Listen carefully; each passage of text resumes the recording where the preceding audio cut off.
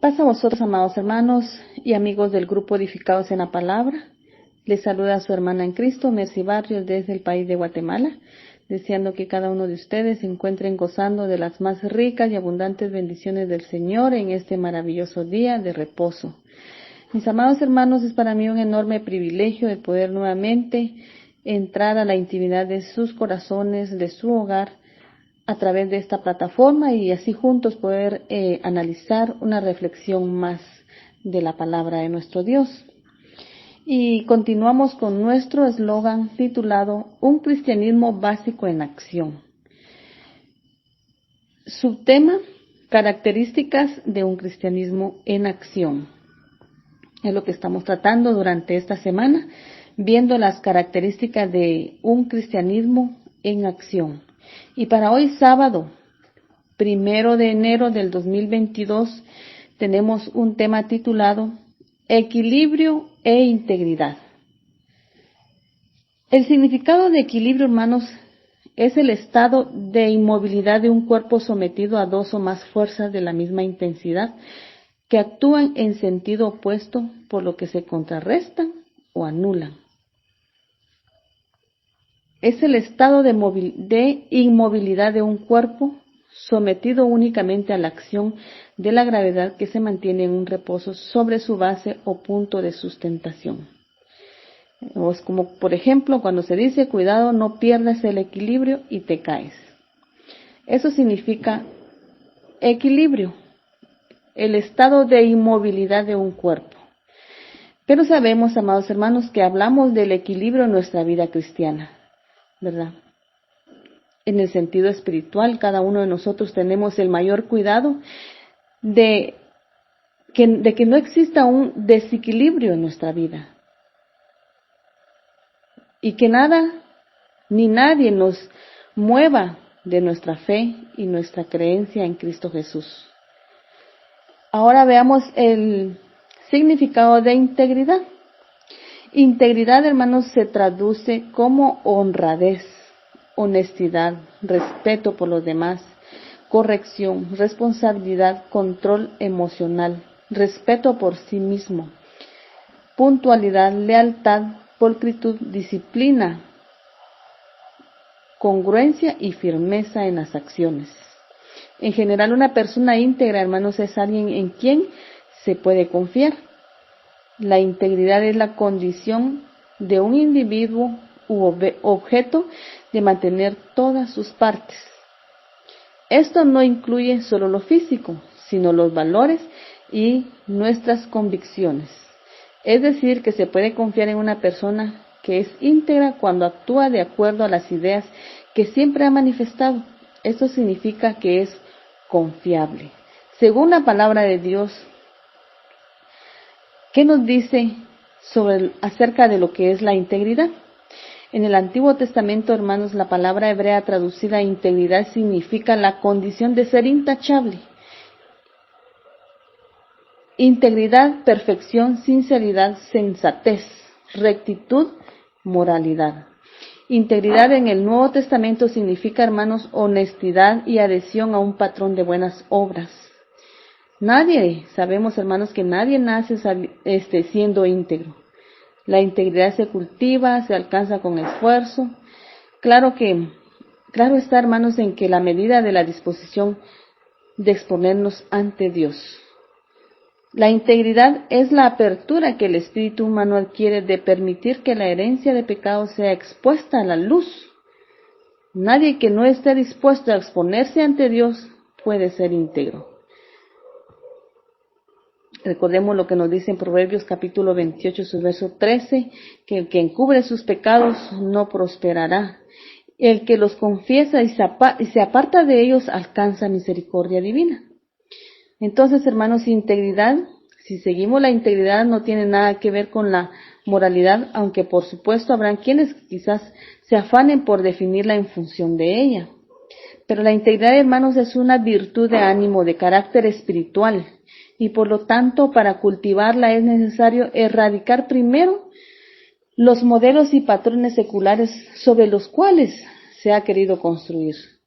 La integridad, hermanos, es ordenada a partir de la decisión personal de actuar según disposiciones divinas.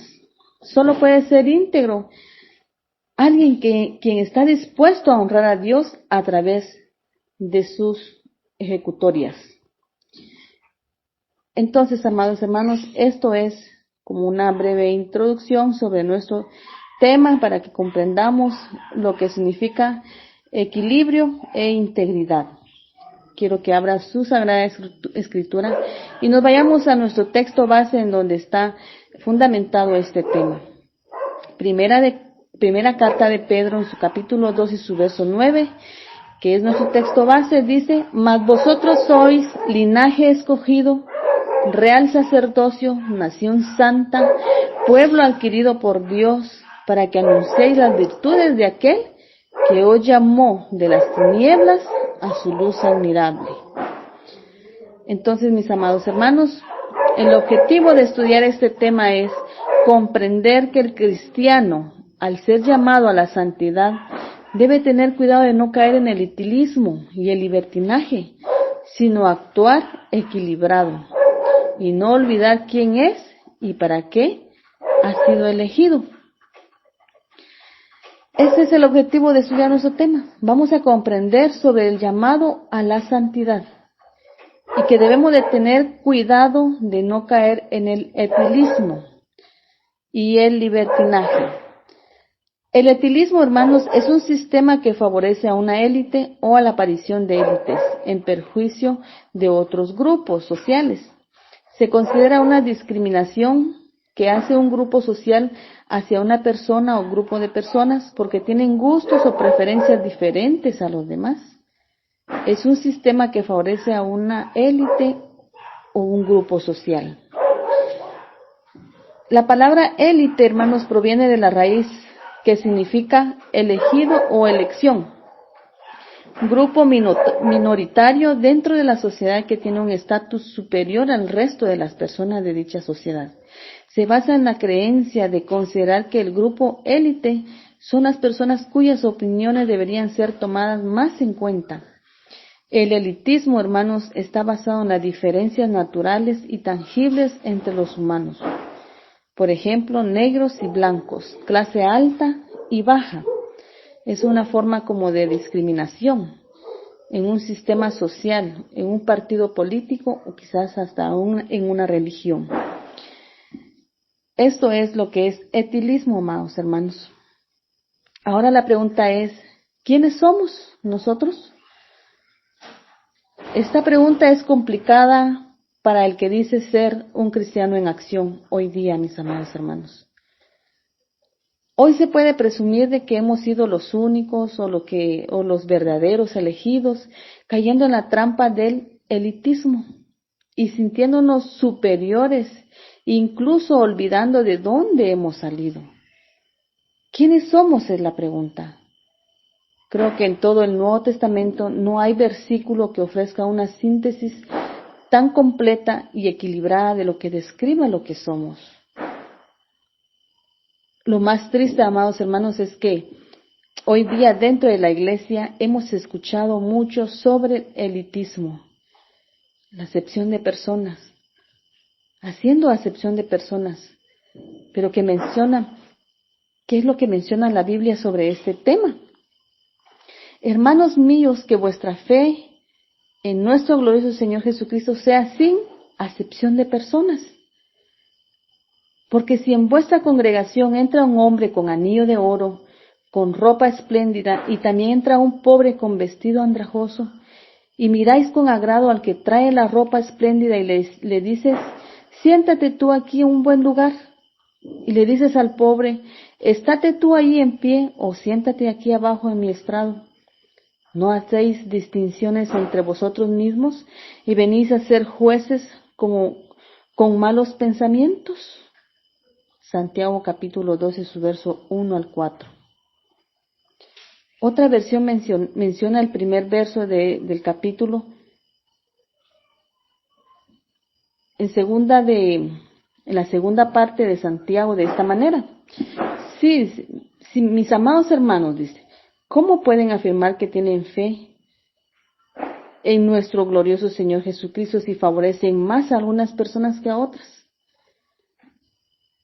Es en el segundo versículo, en el primer versículo de Santiago capítulo 2 y su verso 1. Quien es elitista, hermanos, no está firme en su fe en Cristo Jesús. No existe equilibrio ni integridad. Ya vimos, hermanos, que el elitismo es el favorecer a un grupo selecto de personas que cuentan con cualidades como riqueza o poder social. Cuando vemos los orígenes de la iglesia, hermanos, la cual Cristo fundó, observamos que la intención de Dios nunca fue establecer una iglesia en donde se hiciera acepción de personas, tomando en cuenta la condición social o alguna otra cualidad que podría ser una persona diferente a los demás.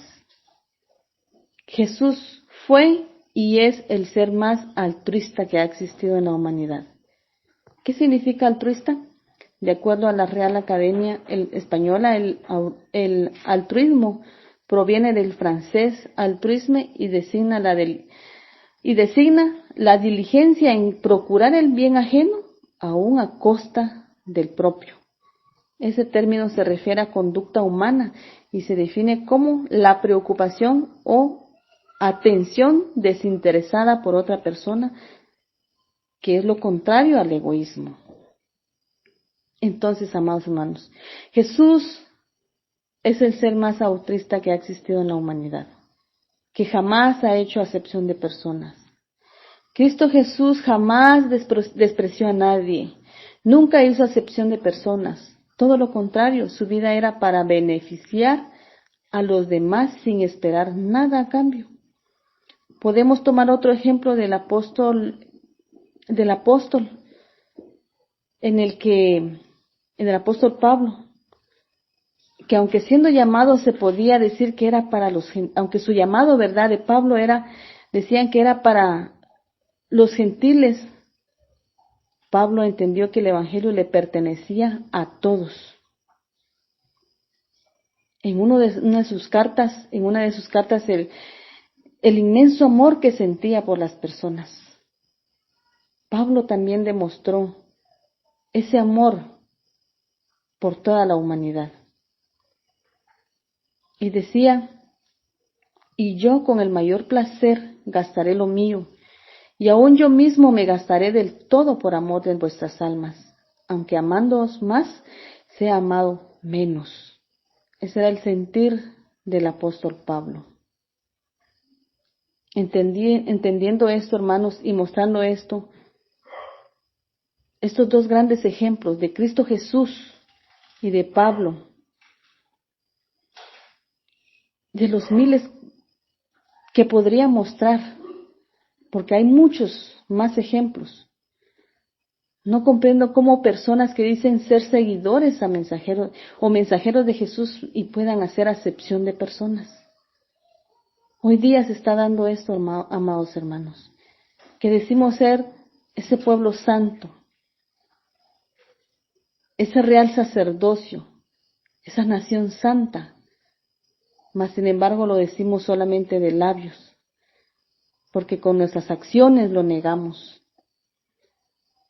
Hacemos muchas veces acepción de personas, incluso dentro de la iglesia, haciendo quizás divisiones dentro de la propia iglesia. La palabra de Dios dice en nuestro texto base que somos ese linaje escogido, ese real sacerdocio, nación santa y pueblo adquirido por Dios. ¿Pero para qué? Para que anunciemos esas virtudes de aquel que nos llamó de las tinieblas a su luz admirable. Veamos cuál fue el objetivo de nuestro Dios de poder elegirnos como pueblo suyo, como un linaje escogido, para que anunciemos esas virtudes de nuestro Señor Jesucristo. Y podamos atraer también a personas que están en tinieblas como algún día lo estuvimos, sacarlos de ese lodo cenagoso, de esas tinieblas a esa luz admirable. Hace unos días vimos un tema muy hermoso titulado Sanando como fuimos sanados. Y ese debe ser nuestro trabajo. Un pueblo santo y elegido por Dios que se preocupa por las almas, de llevar buenas nuevas de salvación. El Evangelio nunca cambia su fin, hermanos, porque su fin es mostrar la salvación a través del amor de Dios. Siempre sigue siendo el mismo, pero parece que algunas personas, hermanos, sí pueden cambiar el Evangelio. Y eso se llama tergiversar las Escrituras o el verdadero mensaje de Jesús. Cuando puedo observar algunas autollamadas iglesia en donde se debería de enseñar el amor de Jesús, efectuando acepción de personas, vuelvo mi mirada a Jesús y pienso, ¿este lugar será que puede ser llamado iglesia? ¿O quién está dirigiendo este lugar autoproclamado iglesia?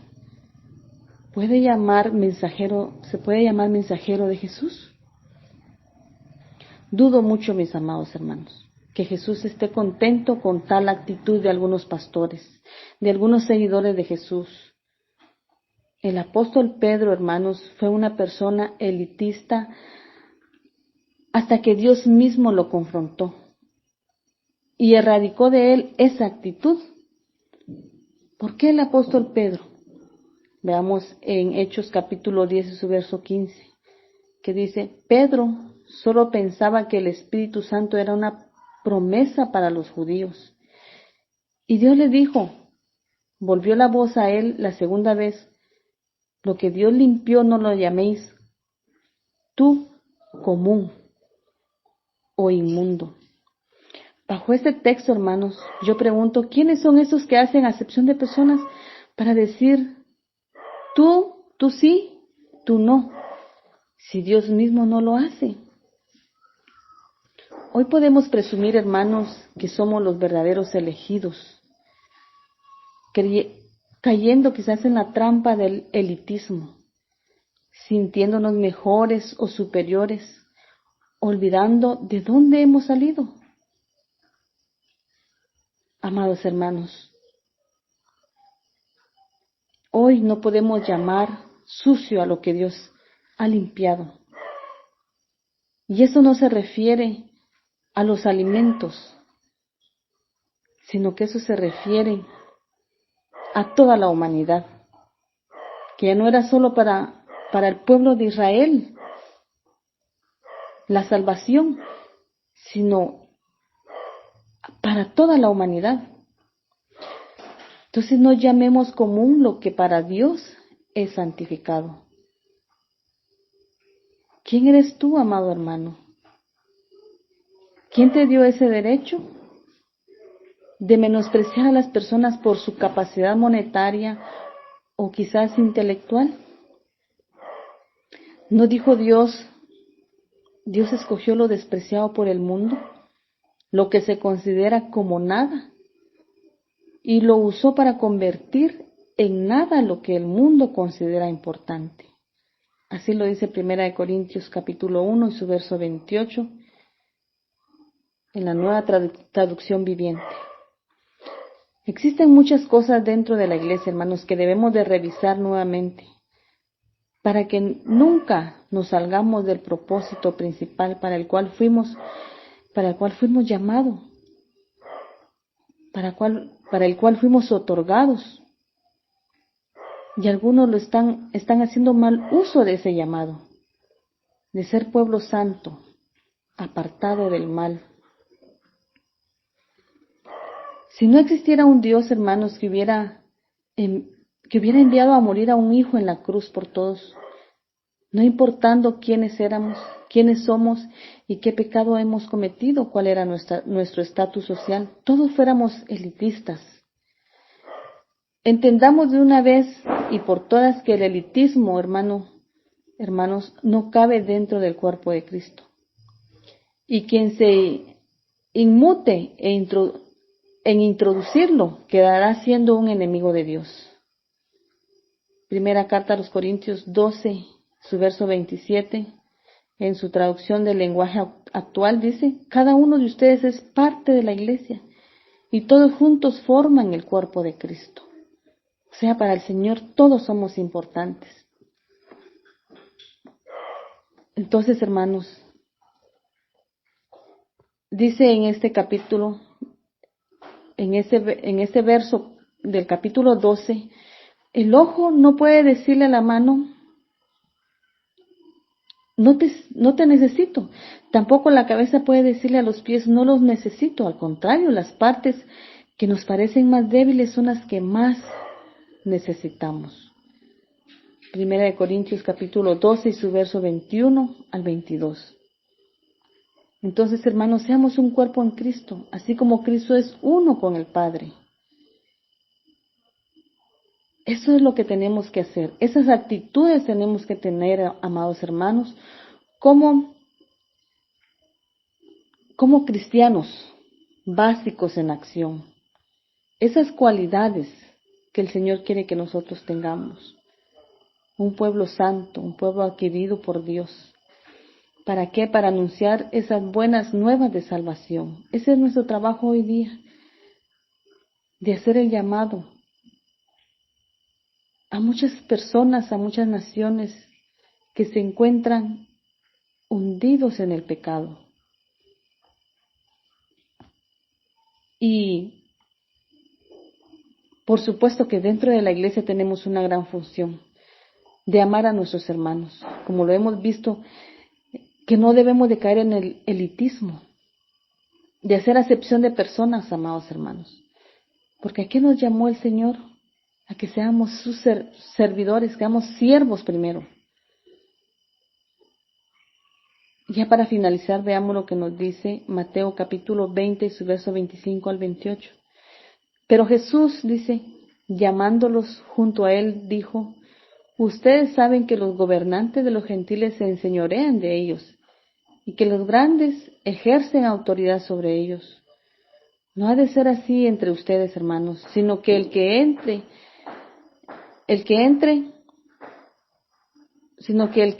ustedes quiera llegar a ser grande,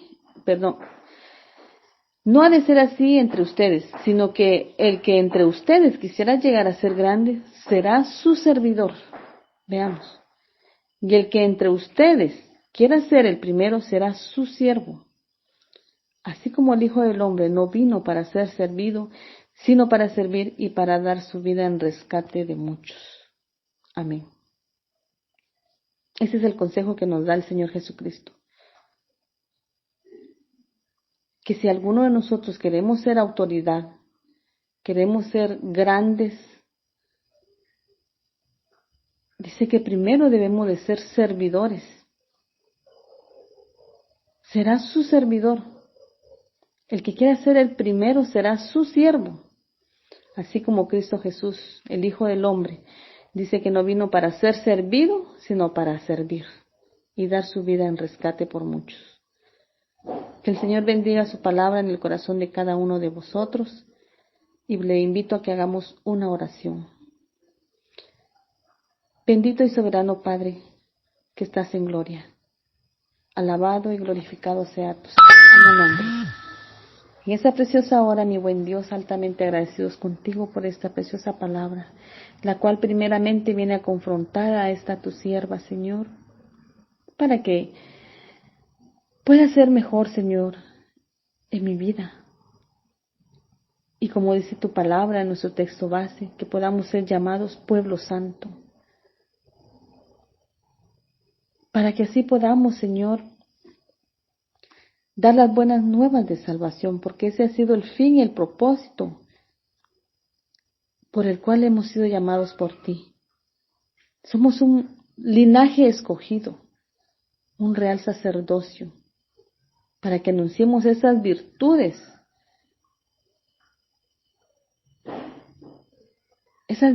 Señor amado, que son incomparables, pero que un día nos permitirá ser y llegar a la estatura de tu Hijo amado Cristo Jesús, el que nos llamó de las tinieblas a su luz admirable.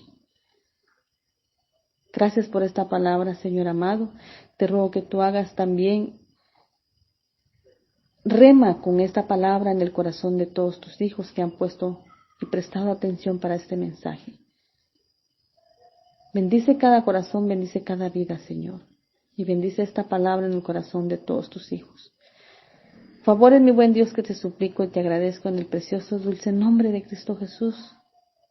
Que Él y a ti sea honra y gloria por los siglos de los siglos. Amén. Que la gracia y la paz de nuestro Señor Jesucristo sea con cada uno de vosotros, amados hermanos. Y feliz día de reposo.